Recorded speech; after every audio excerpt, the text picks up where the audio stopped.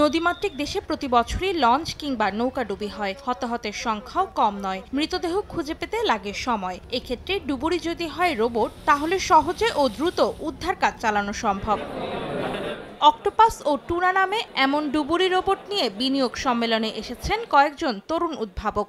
দূর থেকে রোবটগুলো রিমোটের সাহায্যে নিয়ন্ত্রণ করে পানির নিচ থেকে যে কোনো বস্তু খুঁজে পেতে সক্ষম। যেখানে একটা হিউম্যান ডাইভার বা একটা সাধারণ মানুষ দেখা পসিবল হচ্ছে না, সেখানে আমার রোবটগুলো ওই পার্টিকুলার একটা ডেপথে গিয়ে সে ডিফারেন্ট সেন্সর ফিউশন করে ওই এনভায়রনমেন্টের কোনো একটা দুর্ঘটনা ঘটছে, সাপোজ একটা লঞ্চ ডুবে হচ্ছে, কোথায় লঞ্চ ডুবে হচ্ছে, কোনো একটা মানুষ যে ডুবে আছে, আমরা ওই লোকেশনগুলো আইডেন্টিফাই করে দিতে পারছি। বিনিয়োগ সম্মেলনের প্রথম দিনে স্টার্টআপ প্রদর্শনীর আরেক আকর্ষণ ছিল ইলেকট্রিক গাড়ি পালকি। বাংলাদেশে তৈরি প্রথম এই যান্ত্রিক গাড়িতে থাকছে নানা ধরনের উন্নত ফিচার। তবে আরও উন্নত করার পরামর্শ এসেছে বিনিয়োগকারীদের থেকে।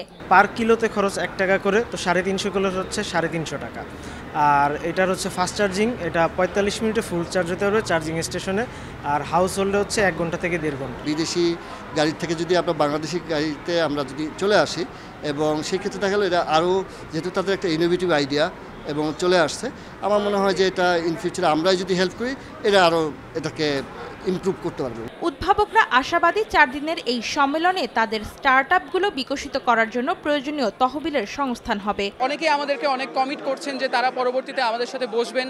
তারা হয়তো এই মিটিংয়ের ফলো থ্রুতে আমরা আমাদের পরবর্তী $1 মিলিয়ন চেক এখান থেকে পেয়ে যেতে পারি। ইয়াং বিজনেস যারা আছে তাদেরকে হচ্ছে আমরা ফান্ডিং দিয়ে থাকি, গ্র্যান্ড ফান্ডিং। যেহেতু আমরা গ্লোবালি কাজ করছি এবং আমাদের টার্গেট অডিয়েন্সও গ্লোবাল, সো আমরা মেইনলি এখানে আসার উদ্দেশ্য ছিল যে নেটওয়ার্কিং মেইনলি এবং অপরচুনিটিস ডিফারেন্ট ইনভেস্টরদের সাথে দেখা করার। তারা বলছেন যথেষ্ট বিনিয়োগ পেলে বিশ্ব অঙ্গনে নিজেদের সক্ষমতা তুলে ধরা আরও সহজ হবে।